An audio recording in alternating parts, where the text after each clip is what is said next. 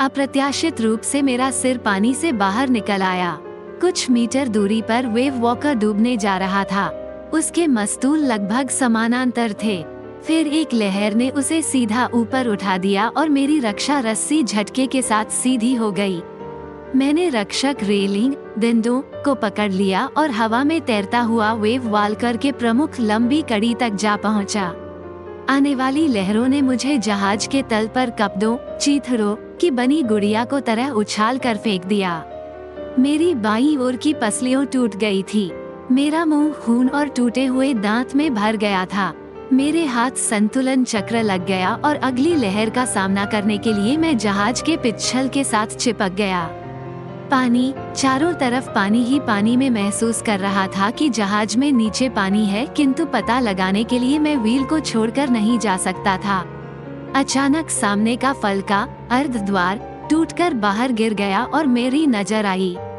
वो चिल्लाई, हम डूब रहे हैं, जहाज के डेक टूट गए हैं और हम पानी से भर गए हैं। लो व्हील ले लो, मैं चिल्लाया, ज्यों ही मैं फलके को पकड़ने के लिए ढूंढने लगा।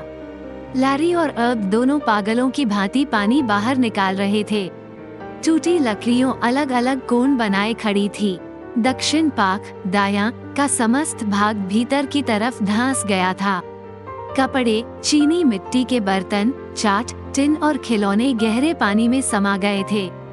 मैं आधा तैरता हुआ सा और आधा घिसकता हुआ सा बच्चों के केबिन की तरफ लपका।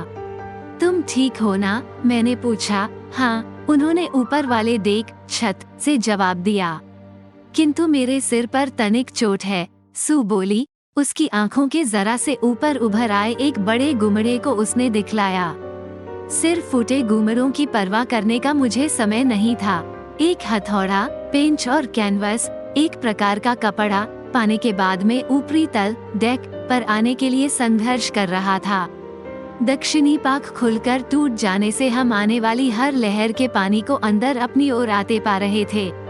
यदि मरम्मत नहीं कर पाए तो निश्चित रूप से हम डूब जाएंगे। किसी तरह से मैं कैनवस, मोटे कपड़े को खींच फैलाने में सफल हुआ और झांकते हुए छेदों में वाटरप्रूफ फलके कवर डाल सका।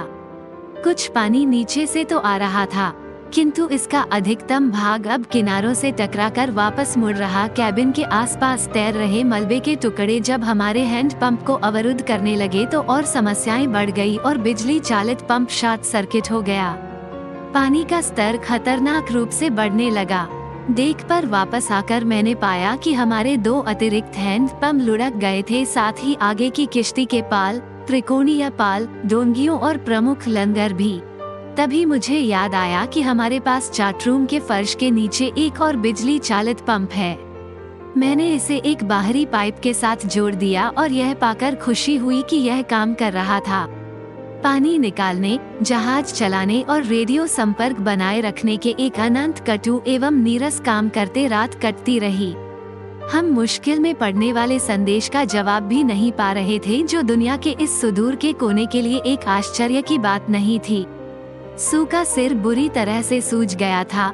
उसको अब 2 बड़ी बड़ी काल रंग की आंखें सी निकल आई थी और अब उसने अपनी बाजू पर हमें एक गहरा घाव भी दिखाया। जब मैंने पूछा कि उसने पहले इन चोटों की तरफ ध्यान क्यों नहीं दिलाया तो उसने उत्तर दिया, मैं तुम्हें चिंतित करना नहीं चाहती थी, जबकि तुम हम सबको बचाने की कोशिश में लगे हुए थे। 3 जनवरी को सुबह तक पंपों ने पानी के स्तर को काफी नियंत्रण में रखा ताकि हम बारी बारी से 2 घंटे का विश्राम ले पाएं। किंतु वाटरलाइन के नीचे अब भी कहीं भारी रिसाव हो रहा था और चेक करने पर मैंने पाया कि पठान तक किश्ती के लगभग सभी ढांचे वाले फ्रेम टूट चुके थे।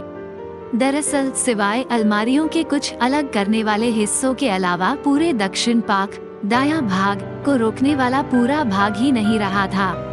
लहर द्वारा हमला होने के बाद 15 घंटे तक हम लोग जिंदा बचे रहे, किंतु वेव वॉकर, उनका समुद्री जहाज, हमें ऑस्ट्रेलिया तक पहुंचा देने के लिए अब इकट्ठा बिना टूटे नहीं रह सकता था। मैंने चार्ट देखे और अनुमान लगाया कि पूर्व में कुछ 100 किलोमीटर की दूरी पर 2 छोटे छोटे टापू है। उनमें से एक ईल एम्स्टर्डम था, जो फ्रांसीसी वैज्ञानिक केंद्र था। हमारी एकमात्र आशा इस विशाल समुद्र में इन छोटे आश्रयों पर पहुंचने को थी। किंतु जब तक हवा और लहरें घट न जाएं, हम पाल नहीं लहरा सकते थे और हमारी संभावनाएं भी सच में कम थीं। उस बड़ी लहर ने हमारे प्रमुख इंजन को बेकार करके रख छोड़ा था।